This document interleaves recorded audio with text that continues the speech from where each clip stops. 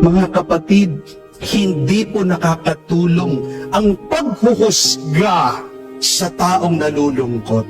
Amen? Lalong malulungkot ang tao kapag hinuhusgahan mo siya. Alam niyo po, minsan yan yung kasalanan ng mga ibang magulang sa atin. Kapag umiiyak yung bata, agad pinapagalitan natin. Anong sinasabi natin? Huwag kang iiyak. Tama na. Tigilan mo yan. Kung hindi, mapapalo ka. Masama po bang maging malungkot? Hindi po ba hindi? Being sad is a part of our life. Mga kapatid, tandaan niyo po ito. Wala naman pong on and off button ang nararamdaman ng tao. Wala po sa inyo ang control ng nararamdaman ng isang tao. Lahat ng nararamdaman natin ay totoo. All of our feelings are valid. Bakit meron mga ibang tao ayaw kang kausap? Kasi maaaring nagbukas sila sa iyo, nagsabi sila ng problema sa iyo, pero imbis na pakinggan mo sila, pinagalitan mo sila, hinusgahan mo pa sila.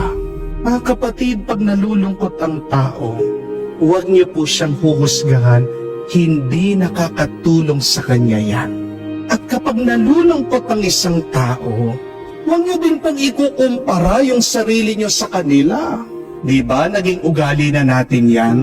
Pag meron kang kaibigan, nasasabihan ka ng kanyang problema, ikaw din, magsasabi ka ng problema sa kanya. Anong sasabihin mo?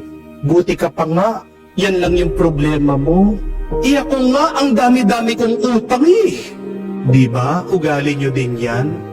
Kayong mga misis, pag binubuksan ng mga mister nyo yung kanilang mga problema, agad ikukumpara nyo yung sarili nyo sa kanila, sasabihin nyo, buti nga ikaw, yan lang yung problema ko. Ako nga, ang dami-dami kong trabaho dito sa bahay, problema ko yung mga bata, ang dami ko rin mga ibang trabaho. Mga kapatid, hindi po nakakatulong yung ganyang pagsasalita sa mga taong dumadaan sa lungkot. Anong pinakamagandang gawin? Just listen to the person. Just be there with the person. Just journey with the sad person. Mga kapatid, hindi naman po tayo para-parehas. Kung ikaw malakas ka, yung iba mahina sila. Kailangan nating unawain, magkakaiba tayo. Amen?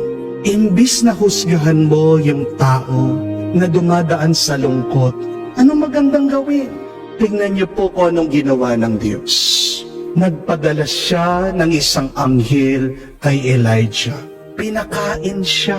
Sabi ng anghel, get up and eat. Hindi po pinagalitan ng Diyos si Elijah. Hindi siya pinagsabihan. Pinakain lang siya. Ganun po kasimple. At nung kumain daw siya, bigla siyang lumakas, nagpatuloy siya doon sa kanyang paglalakbay, ilang pong araw, ilang gabi, he traveled for 40 days and 40 nights.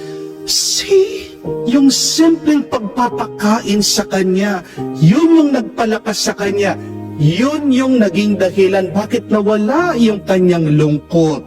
At ano po ang ibig sabihin ng pagpapakain? It is an act of love coming from the Lord. Yun pala yung gamot sa lungkot, ang pagmamahal. Understand this. It is not the food that strengthened Elijah, but it is the love of God that gave him new strength, new life to continue. Oo nga naman po. Kahit na sa sobrang dami ng pagkain, ihahanda mo, ipapakain mo sa tao. Kung masama naman ang loob mo habang nagpapakain ka, lalakas ba ang taong yan? Magiging masaya ba ang taong yan? Makakatayo ba ang taong yan mula sa kanyang lungkot? Di ba hindi? Kung gusto niyo po na lumakas ang isang tao, anong kailangan natin gawin? Oo, pakainin mo siya. Oo, tulungan mo siya. Oo, gabayan mo siya. Pero wag na wag niyong kakalimutan. Gawin niyo ang lahat ng may pagmamahal. Amen? Love a person. It will cure their depression. It will remove their sadness. At ang mabuting balita, ang pagmamahal ng Diyos, nagkatawang tao na sa katauhan ni Jesus. Dati po, tinapay lang ang binibigay ng Diyos. Pero ngayon, sa panahon natin, mismong anak na niya ang binibigay niya sa atin. Sobrang pinagpala po tayo. Ganyan tayo kamahal ng Diyos. Feel that love coming from God. And see your depression, your sadness, your sorrow will melt, will vanish. So ano po ang magandang gawin pag depressed ka? Hayaan mo na mahalin ka ng Diyos. Ganun lang po kasimple. Tanggapin mo ang pagmamahal ng Panginoon. At saan natin matatanggap ang pagmamahal ng Diyos? Ang pagmamahal ni Jesus? Unang-una na dyan, sa kanyang salita na mababasa nyo sa Biblia. Always read the Bible. You will feel the love of God in His Word. Pero pangalawa, ang pagmamahal ng Diyos ay matatanggap mo, mararanasan mo sa panalangin. Dahil pag tayo ay nagdarasal, tinatanggap naman natin ang banal na Espiritu. The Spirit of love. We receive it when we pray. Amen?